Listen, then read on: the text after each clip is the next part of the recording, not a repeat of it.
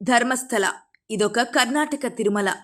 కొండల్లో వెలిసిన ఈ మంజునాథ స్వామి ఆలయానికి విశేషమైన చరిత్ర ఉంది. అలాంటి చారిత్రక ఆధ్యాత్మిక కేంద్రంలో వరుస హత్యలు సంచలనం రేపాయి. అందున మహిళలు, యువతలు, మైనర్ బాలికలు ఉన్నారు అంటే నమ్మశక్యంగా లేదు. ఒక సఫాయి కార్మికుడు చెబుతున్న సాక్ష్యం ద్వారా అసలేం జరుగుతోంది? ఈ మొత్తం ఉదంతం ద్వారా వెలుగులోకి వస్తున్న కఠిన వాస్తవాలేంటి? వినే కొద్దీ ఒళ్ళు గగుడు పుడిచే ఈ చేదు నిజాలు ఎలాంటివి? ఓసారి చూద్దాం. ముసుగు ధరించి చేతిలో బ్యాగ్ పెట్టుకుని పోలీసుల మధ్య వెళ్తున్న వ్యక్తి ఇప్పుడు ప్రపంచవ్యాప్తంగా ఉన్న మంజునాథుడి భక్తులు ఉలిక్కి పడేలా చేస్తోంది. జూలై 3న ఈ మాజీ ధర్మస్థల ఆలయ పారిశుద్ధ్య కార్మికుడు వచ్చి ఒక ఫిర్యాదునిచ్చారు. దీని సారాంశం ఏంటంటే 1995 నుంచి 2014 మధ్య కాలంలో తాను తన చేతుల మీదుగా కొన్ని వందలాది శవాలను నేత్రావతి పరిసర ప్రాంతాల్లో ఖననం చేశానని అంటాడు. ఈ పక్కనే ఉన్న అడవుల్లో కొన్ని మృతదేహాలను దహనం కూడా చేశానని చెప్పుకొచ్చాడు. మరికొన్ని మృతదేహాలను తాను నదిలో పడేశానని అనడం విన్న పోలీసులకు మొదట అర్థం కాలేదు. ఎవరితడు? ఎందుకిలా అనవసర ప్రేలాపనలు పేలుతున్నాడు? ఇతడికి అసలు మతి ఉండే మాట్లాడుతున్నాడా? పిచ్చిగాని పట్టిందా అన్న కోణంలో చూశారు పోలీసులు.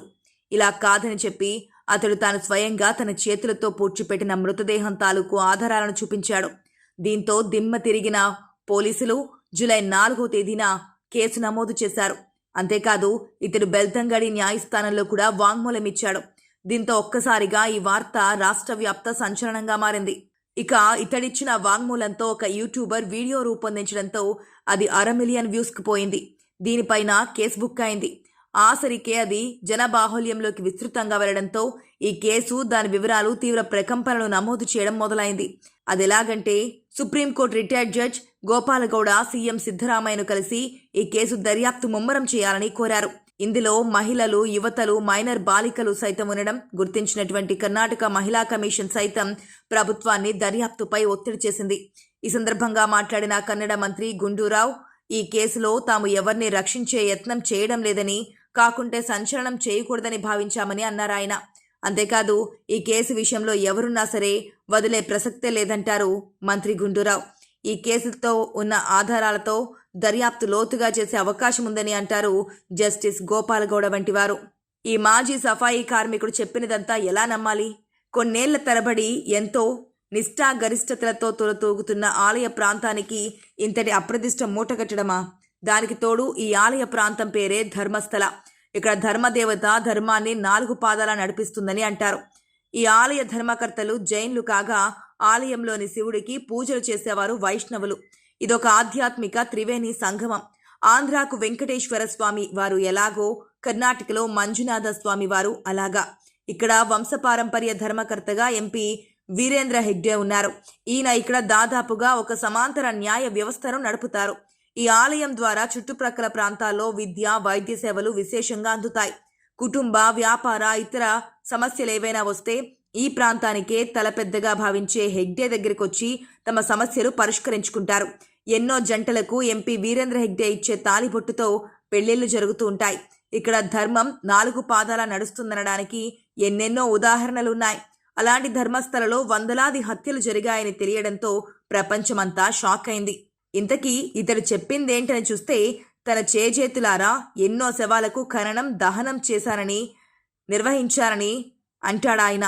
అంతేకాదు తనకు ఇష్టం లేకపోయినా ఎందరో మహిళలు, యువతలు, మైనర్లు మృతదేహాలను ఖననం చేశారని చెప్పుకొచ్చారు. 2010లో తాను ఇలాగే ఒక స్కూల్ డ్రెస్ వేసుకున్న మైనర్ బాలిక మృతదేహాన్ని ఖననం చేశారని అంటాడి మాజీ పారిశుద్ధ్య కార్మికుడు. అంతేకాదు 2003లో అనన్య భట్ అనే ఒక MBBS స్టూడెంట్ తన స్నేహితులతో కలిసి ధర్మస్థలకు వచ్చి ఆపై కనిపించకుండా పోయింది. ఆ సమయంలో మృతురాలి తల్లి ఫిర్యాదు చేయగా పోలీసులు ఆమెను బెదిరించి పంపారని అంటారు. ఇక 2012లో సౌజన్య అనే మరో యువతి హత్యాచారం కేసుపై కూడా కొంతకాలంగా వివాదం చెలరేగుతోంది. ఇంతకీ ఈ సఫాయి కార్మికుడు ఇక్కడి నుంచి ఎందుకెళ్లాడు?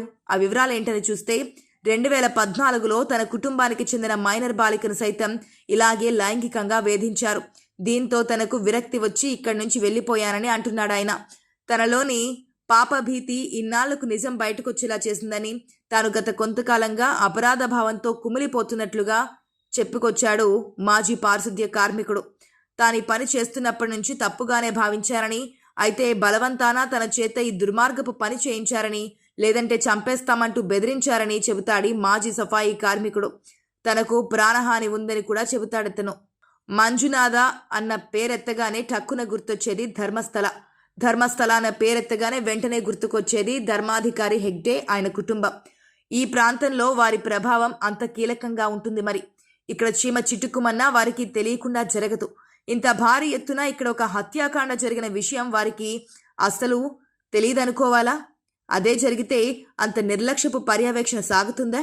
తమ ఆధీనంలోని ఆలయం, ఆ పరిసర ప్రాంతాల్లో జరిగిన ఈ హత్యా పరంపరపై వారి రియాక్షన్ ఏంటి? అంటే సుప్రీంకోర్టును ఆశ్రయించిన కొన్ని మీడియా సంస్థలు ప్రస్తుతం ధర్మస్థల వివాదం చినికి చిలికి గాలివానలా మారింది. అంతేకాదు చిలువలు పలువలుగా మారి ఈ స్టోరీ ఏ సోషల్ మీడియా ప్లాట్ఫామ్ని చూసినా కనిపిస్తోంది. దీంతో ఇది తీవ్ర ఆందోళనకరంగా మారింది. కారణం ఏంటంటే ఒక్క ధర్మస్థల అంటే కేవలం అది మంజునాథ స్వామి వారి ఆలయం మాత్రమే కాదు. ఈ ఆలయ కేంద్రంగా ఈ పరిసర ప్రాంతాల్లో ఎన్నో విద్య, వైద్య, వ్యవసాయ సేవలు సైతం అందుతూ ఉంటాయి. ఇక్కడి చరిత్ర అలాంటిది. మరి ఇక్కడి వంశపారంపర్య పాలనా పరంపర అలాంటిది. అందుకే ఈ ఆలయ ధర్మకర్త వీరేంద్ర హెగ్డేకి రాజ్య సభ్యత్వం ఇచ్చి గౌరవించింది కేంద్ర ప్రభుత్వం. ఆయన ఇదివరకే పద్మ పురస్కారాలతో పాటు ఇంకా ఎన్నో విశేష పురస్కారాలను అందుకున్నారు. ధర్మస్థల అంటే ఈ చుట్టుప్రక్కల ప్రాంతాల్లో అంతటి అశేష సామాజిక ప్రాధాన్యత ఉంది. వీరేంద్ర హెగ్డే వీరికొక ధర్మాధికారి మాత్రమే కాదు, అంతకన్నా మించి ఆయనకు పరోపకారి అన్నదొక బిరుదు. ఈ ప్రాంత కీర్తి ప్రతిష్టల పతాక హెగ్డే కుటుంబం. ఈ ఆలయ చరిత్రతో ఈ జైన కుటుంబం చరిత్ర అంతగా మమేకమై కనిపిస్తోంది. వీరేంద్ర హెగ్డే కుటుంబం తరతరాలుగా ఇక్కడి స్థానికుల నుంచి నీరాజనాలను అందుకుంటుంది. ఈ ప్రాంతవాసుల ఇంట్లో ఏ శుభకార్యం జరగాలన్నా ఆ మంజునాథుడే తమకు ఆనతినిచ్చినట్లుగా హెగ్డే దగ్గరకు వచ్చి అనుమతి తీసుకొని వెళ్తూ ఉంటారు. అంతగా ఇక్కడి ఆచార వ్యవహారాలు నడుస్తూ ఉంటాయి. వారికి ఏదైనా వివాదం వచ్చినా తీర్చడానికి ఇక్కడికే వస్తుంటారు.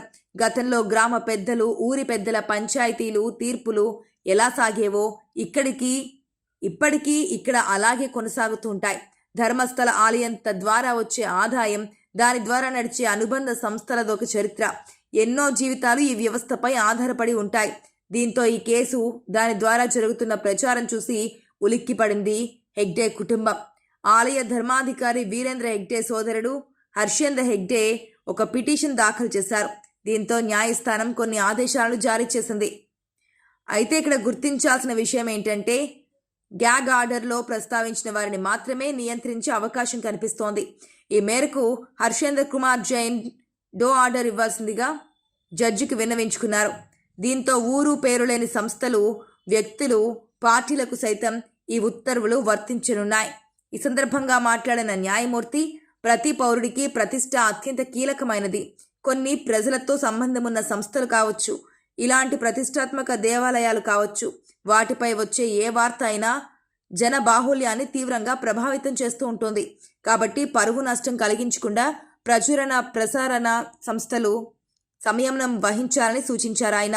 ఈ ఉత్తర్వులు తమ భావ ప్రకటన స్వేచ్ఛను హరిస్తోందంటూ కొన్ని ప్రతివాద మీడియా సంస్థలు సుప్రీంకోర్టును ఆశ్రయించడం గమనార్హం. ఇలా ఈ మొత్తం ఎపిసోడ్తో ధర్మస్థల దద్దరిల్లుతోంది. ఇటు మీడియా, అటు కోర్టుల మధ్య చిక్కిన నిజం వెలుగు చూడాలా వద్దా అన్న సంశయంలో పడి కొట్టుమిట్టాడుతున్న దృశ్యం కనిపిస్తుందని అంటారు కొందరు సామాజికవేత్తలు.